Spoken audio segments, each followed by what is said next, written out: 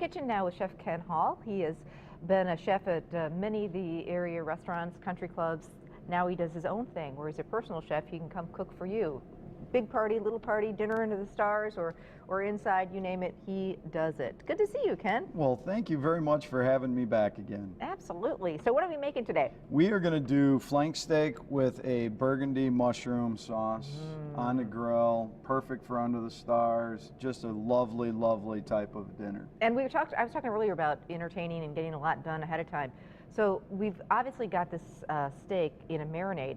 How long can you You could do this the night before. Like 24 hours? Yes, okay. It could sit 24 hours or it could sit 20 minutes. Okay. It really depends on how much of that extra flavor you want in with the steak. And the marinade that we have on here is real basic. It's balsamic vinegar, olive oil, garlic, fresh rosemary, salt, cracked black pepper. Now, if you want a little bit, you could do a little Worcestershire on there. If you like the soy, that little saltiness from the soy sauce, you could put a little soy sauce on there as well.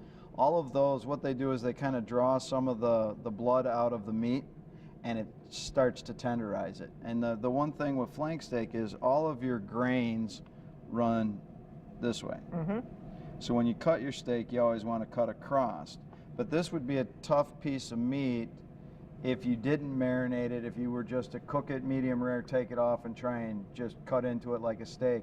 That's why you want to put a marinade. It helps to break down that tissue a little bit. But you can see, this is one of my favorite types of steak. This is a steak I grew up with. When I grew up, we didn't all get a steak. We couldn't afford that. We, didn't get our own individual steak. So my mom would cook one of these because you slice it up, it's very, very lean, and a few pieces will do you, Absolutely. And they're very affordable if you do them the right way, and that's the key. Marinate them, and I like to marinate it all day or overnight. I really think it could use that extra flavor. Right. And then don't overcook them, right? That's the other thing. This steak should be pink. Yes, absolutely. And all I'm doing here is I'm just tossing it to make sure the marinade's on there. Now we've got just a grill plate because we're inside, so we're going to do it on the grill plate. Now that trick to get those nice little cross hatches is you want to do it on 45-degree angle. Okay.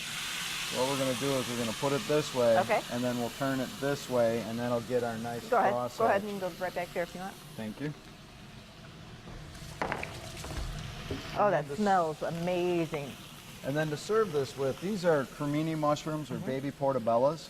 And you can cut these a couple of different ways. You can either slice them this way, which is your typical slice, or what I like to do is, because I want them to hold their shape a little bit, is I cut it in half and I let the mushroom kind of roll, and I do wedges. So that they won't disappear on you when you're sauteing them. So when you saute them, then you have them. And then we want to add a little onion. Okay. So I just take the onion in half, and we're just going to slice up our onion this way. I call that going over the bridge, so it's all the same. And then in our saute pan there, if you want to put some olive oil in there. Now we're talking about dinner out under the stars. I'm always trying to get people, you're grilling the steak outside, do the mushrooms, use that side burner on the grill. That's what it's there for. Absolutely. And then we just want to make sure that our pan's hot and we have enough oil, and then we're going to throw our mushrooms in. Okay. And our onions. Toss our onions in on top. And then what we're going to do is we're going to use some fresh rosemary. And again, just hold the top and we kind of pull down and then pop that top off. So we pull them right off of the stem. And then we've got some fresh thyme. And the fresh thyme, you do the same thing. Just pull from the top down. So we're going to have a little bit of fresh thyme and a little bit of fresh rosemary. Oh, smells so good. That's going to finish our sauce. So we're just going to kind of roughly chop these a little bit. Do you want these mushrooms in here too? Yep, we can throw those in there as well. So a couple of special things to make this dinner a little more special is we're using, instead of the button mushrooms, we're changing it up, and these aren't that much more expensive. We're using the baby bellas or the cremini. Right, they're not that much expensive, but they're a different color, and we eat with our eyes. Yep, and a different flavor too. I think they've got a little, a little bit stronger in a good way flavor. Fresh herbs, again, another way to just dress up your dinner party. Right. It just takes things to the whole another level. We're just going to turn this now so we can get that cooking, but you see how it's starting to caramelize? Now we've got our onions going over here and our mushrooms. What we're going to add is we're going to add a little bit of red wine to that. Okay, like what type of a wine?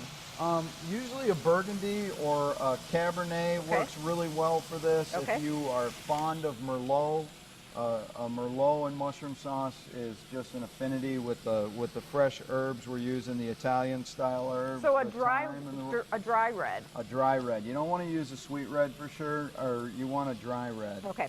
And then once that starts to reduce like it is, what we're going to do is we've got a little bit of beef broth, and we're going to put just a little bit of beef broth in so that it creates a sauce. Okay.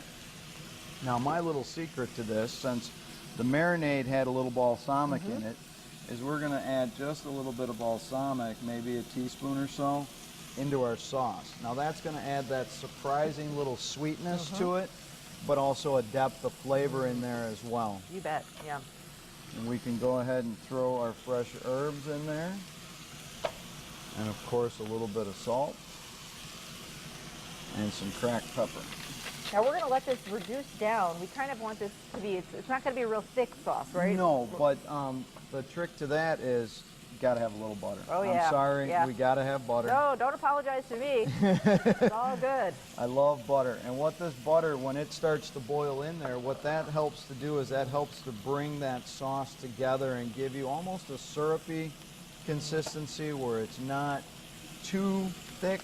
We're not using a thickener. Another trick is to take your butter softened and mix that in with a little bit of flour. And that'll pull it together a little bit. And that's called a beurre or a white butter kind of thing. And what that does is that just brings it together real quick. And you can kind of tell as we get our bubbles here, the smaller the bubbles, the thicker the sauce is getting together. All right, let's let this hang out for a little bit and let our steak finish up. The one thing about flank steak is any steak, really, you want to pull it off the grill and everybody wants to dig right in. If you can wait 5-10 minutes, let it rest, makes all the difference in the world. Well, it's a sponge. All the juice goes to the top. So if you cut into it right away, then the juice goes on your plate and it doesn't go back into the meat. You need to let that meat absorb that juice. It's tender and more flavorful. Yeah, so get a cutting board, let your steaks rest when they come off the grill, enjoy your guests for a little bit, and then slice them up. So we'll put this all together and make a great pasta salad to go with it.